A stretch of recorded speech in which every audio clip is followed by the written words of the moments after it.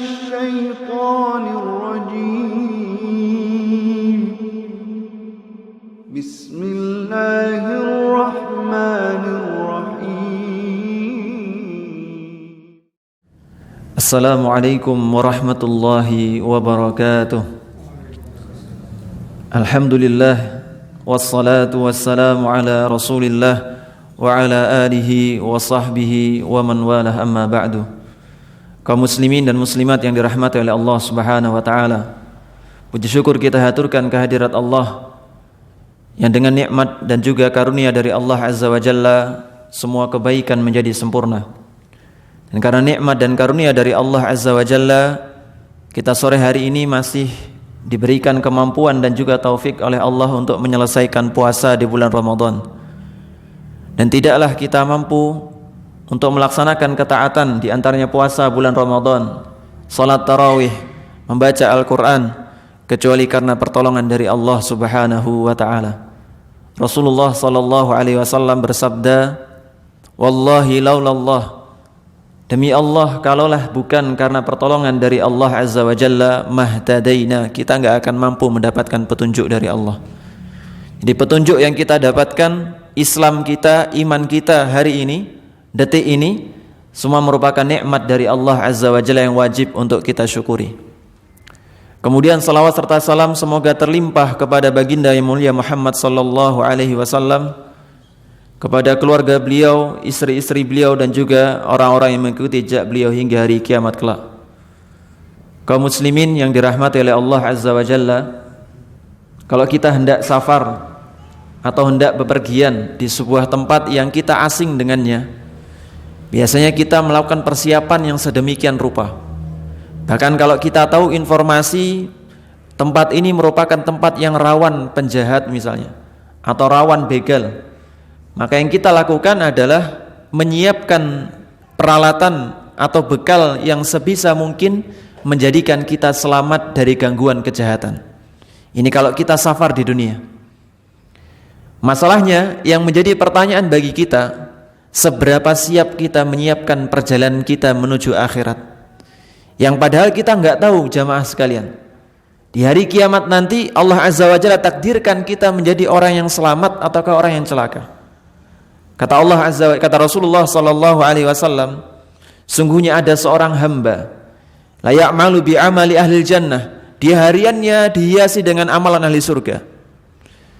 Kemudian sampai-sampai tidak ada batas antara dia dengan surga kecuali hanya sejengkal saja.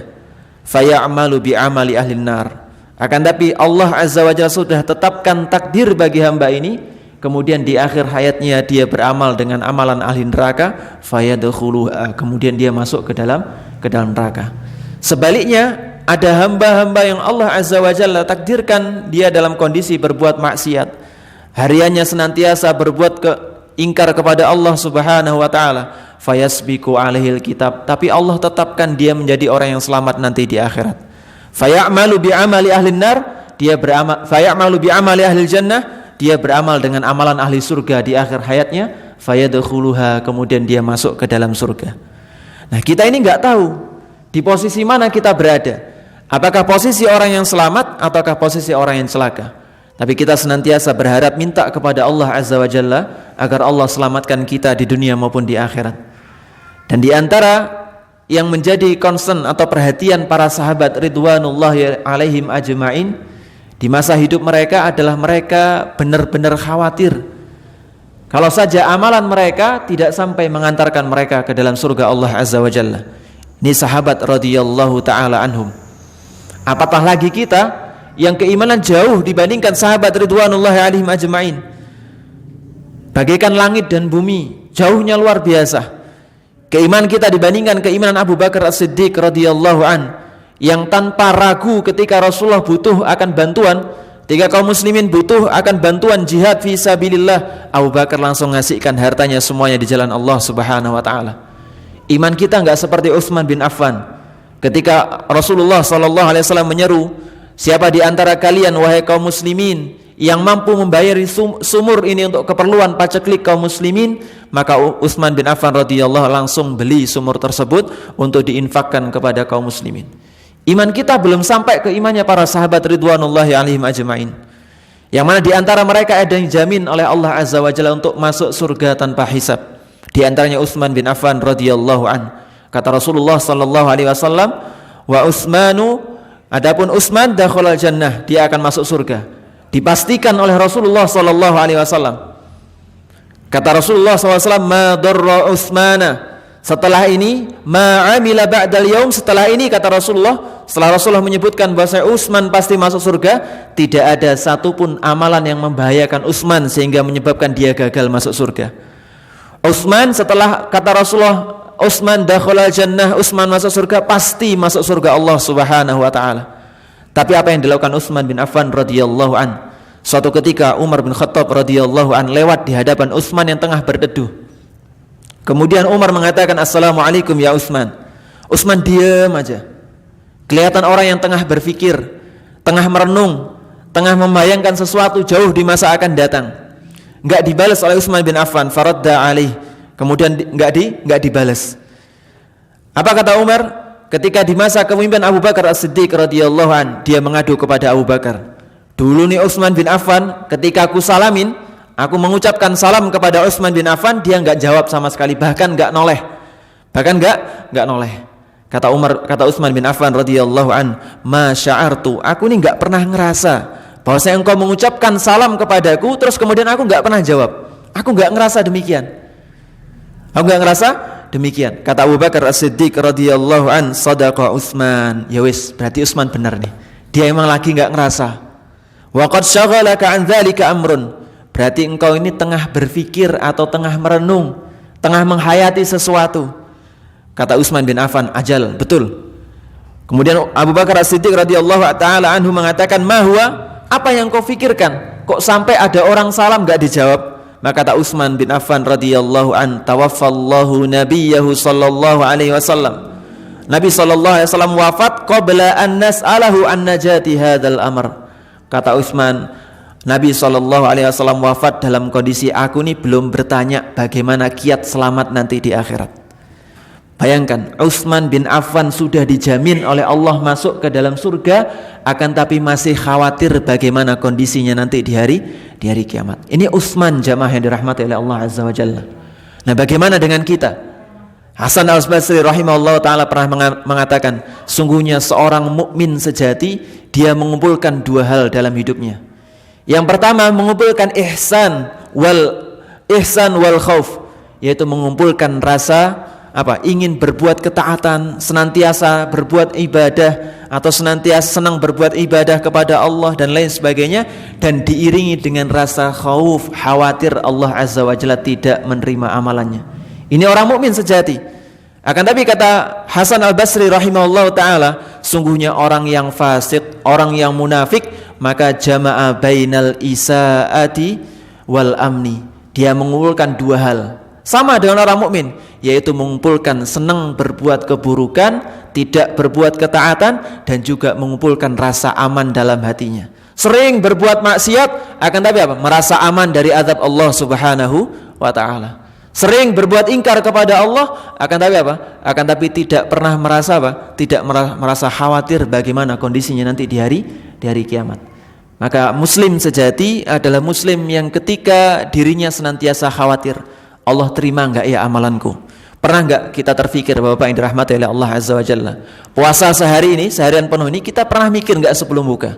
Tadi seharian saya berpuasa, nahan lapar, nahan haus dan lain sebagainya. Pernah enggak kita mikir, Allah terima enggak amalan kita? Pernah enggak kita mikir bagaimana kondisi kita nanti di hari kiamat? Pernah enggak kita mikir bahwa saya nanti di hari kiamat, puasaku ini bisa menyelamatkanku atau enggak ya? Ataukah kita termasuk di antara sabda Nabi sallallahu alaihi wasallam, "Falaisa lillahi hajatun ila ayyada'a ta'amahu wa syarabah." Kata Rasulullah sallallahu alaihi wasallam, maka Allah tidak butuh dengan orang-orang yang tidak bisa menjaga dirinya dari kemaksiatan di bulan Ramadan dengan lapar dan juga hausnya. Jadi Allah enggak butuh dengan puasa kita. Artinya kita enggak bawa pahala sedikit pun dari puasa kita di sisi Allah Subhanahu wa ta'ala. Harusnya kita sebagai seorang muslim khawatir Allah Azza wa Jalla tidak terima amalan kita. Namun juga Allah Azza wa Jalla sediakan, Rasulullah sallallahu alaihi wasallam sediakan bagaimana agar kita selamat nanti di hari kiamat. Kunci yang pertama yang wajib untuk setiap kita ada dalam diri masing-masing adalah tauhid atau mengesahkan Allah Subhanahu wa taala.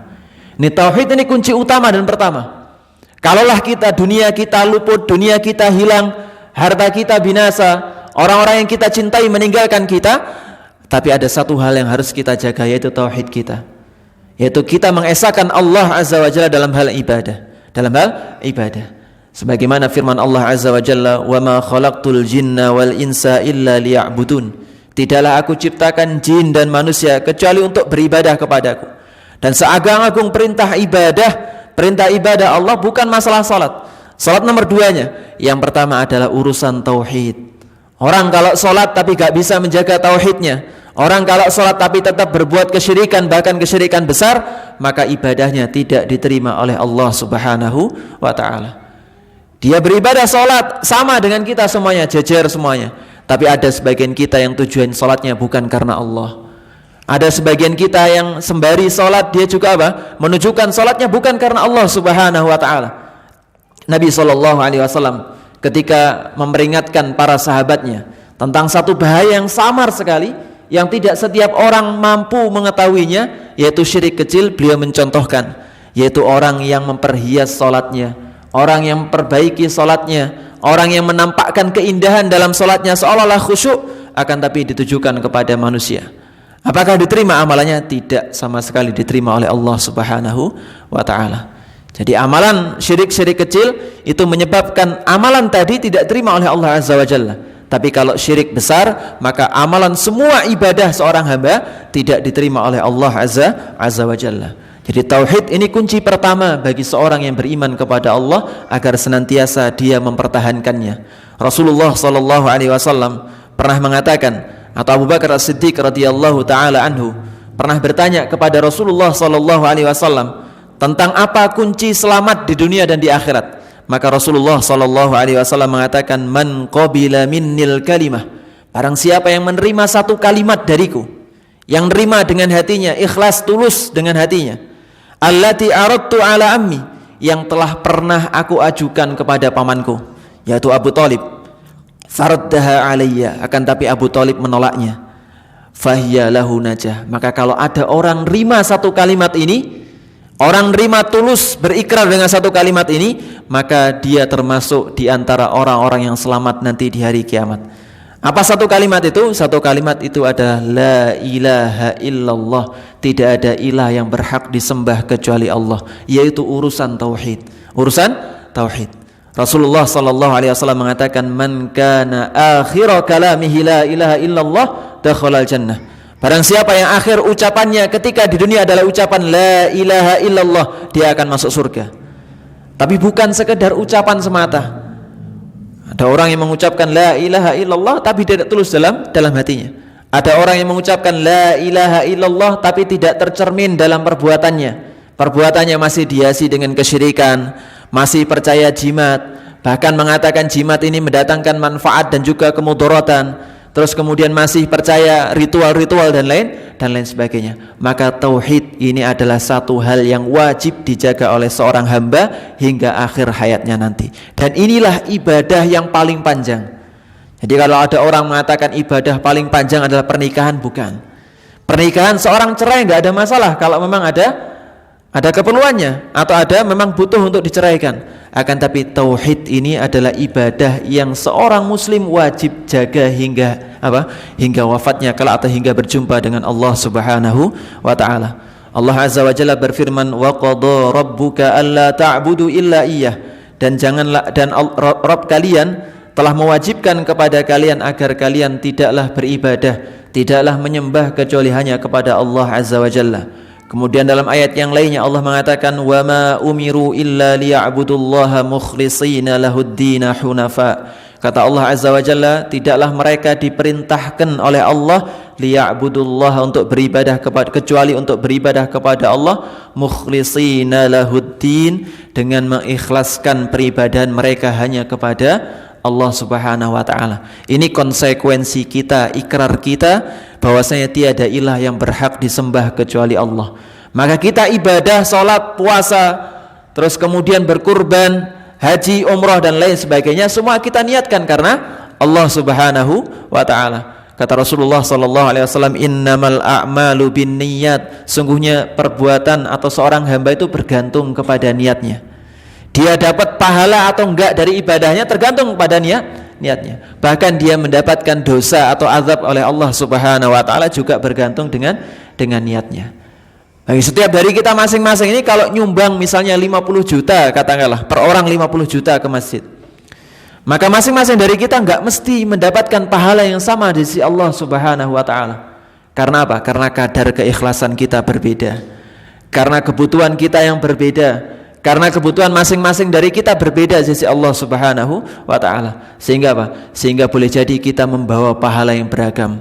Ada yang nyumbang 50 ribu tapi pahalanya lebih besar dibandingkan 50 juta. Padahal sama-sama ikhlas. Kenapa? Karena yang 50 ribu tadi uangnya cuma 75 ribu. Yang 50 ribu disumbangkan di jalan Allah Subhanahu wa ta'ala. Ada orang yang nyumbang 50 juta tapi pahalanya nggak lebih besar daripada 50 ribu. Kenapa? Karena uangnya 1 miliar. Karena uangnya 1 miliar. Berapa persen 50 juta dari 1 miliar? Dan berapa persen 50 ribu dari 75 ribu? Sama-sama ikhlas mengharap wajah Allah, tapi membawa pahala yang berbeda. Apalagi kalau ada orang yang ikhlas mengharap wajah Allah, menyumbang di masjid, terus ngasih infak di jalan Allah, terus kemudian dibandingkan dengan orang yang tidak ikhlas mengharap wajah Allah Subhanahu wa taala. Tentu saja ini jauh sekali. Kaum muslimin yang dirahmati oleh Allah Subhanahu wa taala. Maka tauhid ini menjadi kunci bagi seorang hamba agar nantinya dia selamat di dunia maupun di akhirat, terlebih di hari kiamat. Dan selamatnya seorang hamba di hari kiamat dengan tauhid ini ada dua macam. Yang pertama, selamat dari kekal di dalam neraka. Jadi kalau orang memegang teguh tauhid, maka dia selamat nanti di hari kiamat dari kekal di dalam neraka. Kalaupun dia masuk ke dalam neraka, maka dia tidak akan kekal selama-lamanya di dalam neraka sebagaimana orang-orang yang kufur atau orang-orang yang tidak masuk ke dalam agama Islam. Jenis selamat yang kedua adalah orang yang memegang teguh tauhid ini, dia tidak akan masuk ke dalam neraka sedikit pun, alias masuk ke dalam surga tanpa hisab Allah Subhanahu wa ta'ala. Ini dua keselamatan. Dan masing-masing dari kita kalau memegang teguh tauhid sampai nanti akhir hayat akan berada di antara dua golongan ini. Ima kita nginep dulu dalam neraka, na'udzubillah min dzalik, atau apa? Kita diselamatkan oleh Allah Azza wa Jalla dari neraka. Kata Allah Azza wa Jalla, "Faman zuhziha 'anil nar." Siapa saja yang diselamatkan dari neraka, dibebaskan, dijauhkan dari neraka, maka apa? Wa udkhilal jannah, kemudian dimasukkan ke dalam surga, faqad faz, maka dia telah beruntung. Dan di antara kiat kita menjaga diri kita dari api neraka ya dengan melaksanakan ibadah kepada Allah dengan tauhid. Kita berpuasa mengharap wajah Allah. Kata Rasulullah sallallahu alaihi wasallam, "Man shoma yauman." Siapa saja yang berpuasa satu hari saja fi sabilillah, di jalan Allah Subhanahu wa taala. Para ulama menjelaskan baik pengertiannya yaitu dia puasa dalam keadaan berperang di jalan Allah atau berpuasa karena mengharap wajah Allah Subhanahu wa taala. Kata Rasulullah sallallahu alaihi wasallam, ba'adahu Allahu wajhahu 'anin nari 70 kharifa. Allah akan jauhkan wajahnya atau Allah akan jauhkan dirinya dari api neraka sebanyak 70.000 tahun perjalanan. Dan ini sebuah kemenangan, sebuah keselamatan yang sejati yang kita harapkan kita akan dapatkan nanti di hari kiamat. Jadi dua jenis keselamatan yang masing-masing orang yang bertauhid akan mendapatkannya. Ima dia nginep dulu di neraka tapi tidak kekal, atau yang kedua yaitu orang yang benar-benar dihindarkan dari api neraka. Dan jangan sampai berpikir, ini saya ingatkan berkali-kali, jangan sampai berpikir bahwa saya nginep di neraka paling cuman sehari, Ustaz. Paling cuman sehari. Orang-orang Yahudi ketika diperingatkan tentang neraka, maka mereka mengatakan lan tamassanan naru illa ayyaman ma'dudah. Neraka ini enggak mungkin nyentuh kulitku, paling cuman berapa hari toh. Berapa hari saja. Mereka pede, sombong dengan hal tersebut. Padahal siksa neraka ini yang paling ringan. Kalau orang berdiri di bara api neraka, maka yang mendidih adalah otaknya. Ini siksa yang paling ringan. Siksa yang paling ringan. Makanya puasa ini kita harapkan jadi apa? Jadi tameng kita dari neraka Allah Subhanahu wa ta'ala. Kata Rasulullah sallallahu alaihi wasallam, was-shaumu junnah. Puasa ini menjadi perisai, perisai. Maka kita harus benar-benar berharap kepada Allah agar dengan puasa kita Allah terima puasa kita ini, kemudian Allah jauhkan kita dari adab neraka. Itu yang paling penting. Jangan sampai cuman dapat lapar dan juga hausnya semata. Baik, kaum muslimin yang dirahmati oleh Allah Subhanahu wa taala. Bagaimana dengan golongan yang ketiga, yaitu orang yang tidak memegang teguh tauhid? Orang yang tidak bertauhid sama sekali, berbuat kesyirikan dan lain sebagainya, maka maka bagi mereka adalah kekal selama-lamanya di dalam neraka. Kata Allah Subhanahu wa taala, innahu may yusyrik billahi faqad harramallahu alaihil jannah. Sungguhnya orang-orang yang berbuat kesyirikan kepada Allah Subhanahu wa taala, maka Allah haramkan dia dari surga Allah Subhanahu wa taala, wa ma'wahun nar, dan tempat kembalinya nanti di neraka. Di neraka. Maka orang-orang yang ingkar, orang-orang yang berbuat kesyirikan kepada Allah, orang-orang yang menyekutukan Allah dengan sesuatu, orang-orang yang minta pertolongan kepada selain Allah, minta perlindungan kepada selain Allah, maka mereka dijanjikan oleh Allah, diancam oleh Allah Azza wa Jalla dengan neraka. Dan dikatakan oleh Allah Azza wa Jalla bahwasanya orang kalau sudah masuk neraka, orang-orang kafir ketika masuk neraka, kondisi mereka di neraka bukan terima, oh ini akibat perbuatan saya. Enggak. Akan tapi mereka, kata Allah Azza wa Jalla, wahum yastarikhuna fiha, mereka berteriak di dalam neraka, Rabbana akhrijna na'mal salihan. Mereka mengatakan, ya Rabb kami, keluarkan kami dari neraka. Kata mereka, kami akan beramal dengan amalan-amalan kebaikan, dengan amalan-amalan kebaikan, ghairal ladzi kunna na'mal, tidak sebagaimana apa yang kami kerjakan ketika di dunia. Ini penyesalan yang tidak ada berguna. Maka kaum muslimin yang dirahmati oleh Allah Azza wa Jalla, mari ketika di dunia ini, terlebih di momen-momen di mana Allah Azza wa Jalla maksimalkan rahmat turun kepada kita, maka hendaknya kita maksimalkan untuk memohon kepada Allah surga dan juga mohon agar kita dihindarkan dari neraka. Ketika penghuni neraka berteriak demikian, apa kata Allah Azza wa Jalla? Allah mengatakan, awalam nu'ammirkum ma yatadzakkaru fihi man tadzakkara wa ja'akumun nadhir. Bukankah telah datang peringatan kepada kalian dan juga telah datang Rasul kepada kalian yang memperingatkan tentang hal ini, tentang kengerian hari kiamat, tentang kengerian neraka, yang seharusnya kalau sudah diperingatkan orang nih, kalau lewat sini misalnya ada orang balik jalan, terus kemudian Pak ada polisi di depan, kita nggak pakai helm, apa yang kita akan balik muter langsung, nggak peduli belakang ada mobil besar, nggak peduli, yang penting kita mau muter daripada ditelang polisi.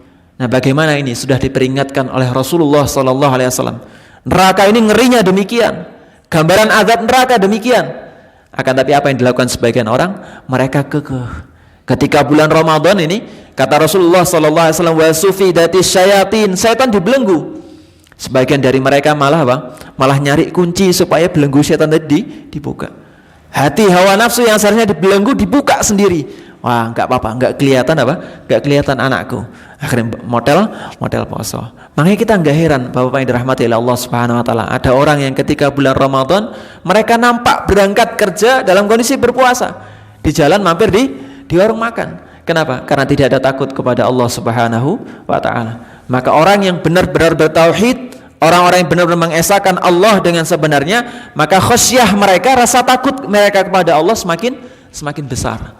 Sebaliknya, kalau orang ngaku bertauhid tapi khasyah mereka minim, enggak pernah khawatir akan azab Allah, enggak pernah takut dengan siksa Allah Subhanahu wa taala, maka orang ini tauhidnya masih belum sempurna.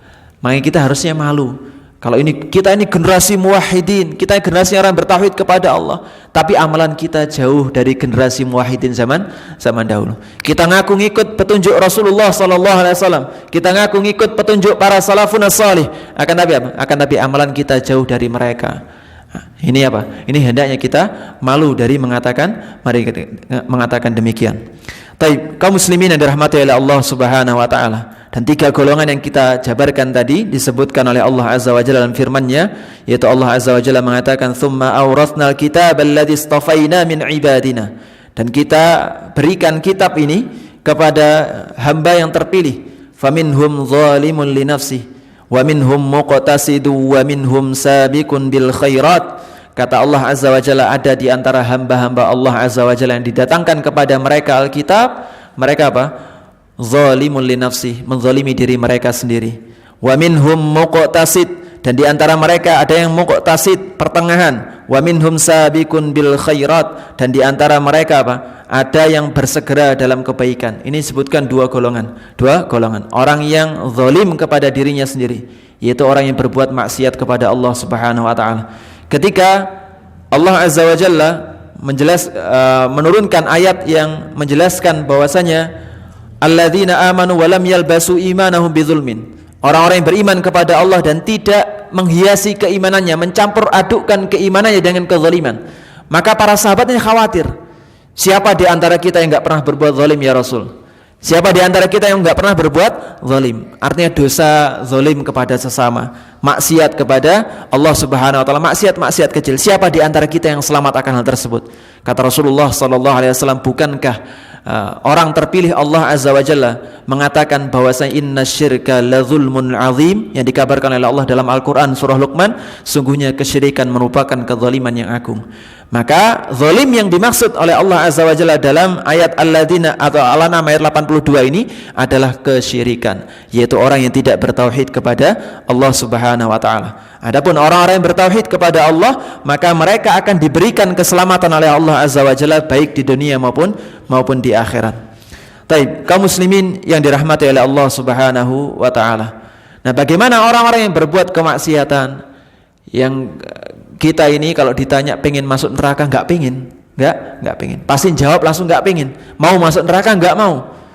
Tapi sebagian kita masih berbuat kemaksiatan kepada Allah, masih melanggengkan kemaksiatan tanpa rasa takut. Maka di antara jalan agar kita nantinya selamat, benar-benar selamat dari azab Allah Subhanahu wa taala adalah agar kita segera bertaubat kepada Allah Subhanahu wa taala. Jadi Allah itu menghapuskan dosa kita. Kalau dosa besar itu wajib bertaubat kepada Allah Subhanahu wa taala. Sementara dosa kecil, maka Allah turunkan rahmatnya, yaitu berupa disediakannya amalan-amalan ketaatan kepada Allah yang dengannya dosa-dosa kecil kita dihapuskan oleh Allah Azza wa Jalla. Seperti misalnya nunggu antara dua waktu sholat, terus kemudian antara satu Jumat dengan Jumat yang lainnya, terus kemudian antara satu umrah dengan umrah yang lainnya. Kata Rasulullah SAW, mukaffiratun ma bainahuma, yaitu ada penghapus dosa kecil antara kedua ibadah tadi. Selama dia menjauhi dosa-dosa besar. Jadi syaratnya adalah jenengan niku tetap ibadah kepada Allah, menjauhi dosa besar, maka dosa-dosa kecil kita akan berguguran di hadapan Allah Subhanahu wa taala. Itu yang pertama, yaitu Allah hapuskan dosa kita melalui Allah sediakan amalan-amalan ketaatan yang bisa kita kerjakan. Yang kedua, yaitu Allah berikan kita ujian-ujian ketika di dunia. Sebagaimana Abu Bakar As-Siddiq radhiyallahu an, kata Abu Bakar As-Siddiq, ya Rasulullah, wa ayyuna lam ya'mal su'. Siapakah di antara kita ini ya Rasulullah yang tidak beramal keburukan? Siapa di antara kita yang enggak pernah berbuat salah? Maka Rasulullah SAW mengatakan, ya Abu Bakrin, wahai Abu Bakar, alasta tansab, bukankah kamu ini pernah merasa resah, gundah gulana, ditimpa segala macam yang tidak menyenangkan hati? Alasta tahzan, pernahkah kamu mendapatkan hal yang menyedihkan bagi hatimu? Alasta tusibukal la'wa, bukankah engkau ini pernah ditimpa ini dan itu? Fadzalika ma tujzauna bihi, maka dosa-dosa yang kau buat sebelumnya itu diberikan balasan oleh Allah Azza wa Jalla ketika engkau di dunia. Jadi kita galau, dapat bencana, dapat musibah, ini mungkin di antara tanda Allah Azza wa Jalla mengampuni dosa-dosa kita. Maka ketika kita ditimpa musibah, ditimpa sedih, ditimpa perkara yang membuat hati kita sedih, jangan lupa berharap kepada Allah, supaya dengan hal tadi dosa kita diampuni oleh Allah Azza wa Jalla. Sebagaimana Rasulullah SAW mengatakan, tidaklah menimpa seorang mukmin dari perasaan galau, gundah dan gulana, perasaan sedih dan lain sebagainya, illa kaffarallahu biha khotoyah, kecuali Allah akan ampuni dosa-dosanya dengan sebab kegundahan tadi. Makanya kaum muslimin yang dirahmati oleh Allah Subhanahu wa taala, kita ini kalau bisa bertaubat, maka segera bertaubat kepada Allah Azza wa Jalla dari dosa-dosa besar kita. Kalau kita lupa dengan dosa-dosa kecil, ya sebagaimana sebagaimana tabiat manusia itu lupa. Kalau berbuat salah lupa, tapi kalau berbuat baik ingatnya sampai nanti. Pak, saman pernah saya kasih dulu sekian dan sekian, ingat. Tapi kalau berbuat zalim, berbuat maksiat, sering lupa. Maka di antara kiat untuk menghapus kesalahan yang sudah kita lupa tadi, catatan amal kita masih di hadapan Allah Subhanahu wa taala. Dan di antara kiat menghapusnya adalah apa? Adalah dengan cara kita apa? Kita beramal dengan amalan-amalan kebaikan yang dengannya kita harap menghapuskan dosa-dosa kecil. Kata Rasulullah SAW, "Fa'atbi'is sayyi'atal hasanata tamhuha." Maka ikutkanlah kebaikan ketika engkau selesai mengerjakan keburukan. Tamhuha, supaya kebaikan tadi menghapuskan dosa-dosa keburukan kita. Baik, demikian kurang lebihnya. Semoga Allah Azza wa Jalla berikan kita taufik untuk mengamalkan apa yang kita dapatkan. Alhamdulillah, sudah waktunya berbuka. Kita cukupkan dengan kafaratul majlis. Subhanakallahumma wa bihamdika asyhadu an la ilaha illa anta astaghfiruka wa atubu ilaik. Assalamualaikum warahmatullahi wabarakatuh.